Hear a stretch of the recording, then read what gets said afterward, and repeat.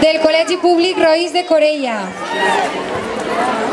Com tots els anys, els alumnes i les alumnes que acaben cicle han organitzat un espectacle que tancarà aquest curs escolar. Un any on totes les activitats del centre han girat al voltant de l'objectiu menja sa i troba't bé. Volem destacar i agrair la implicació d'alumnes, famílies i mestres, els quals hem treballat conjuntament per fomentar uns hàbits més saludables. Després d'un gran esforç d'assajos, confecció de vestuaris i decorats, coreografies, avui podreu gaudir d'un espectacle fruit del treball i la dedicació de moltes persones. En primer lloc, donem pas als alumnes que acaben l'etapa d'educació infantil. Ens van a ballar una música molt coneguda per a tots, d'una sèrie televisiva que es diu Setembre, que enceten l'etapa primària. Un fort aplaudiment per als xiquets i les xiquetes d'infantil.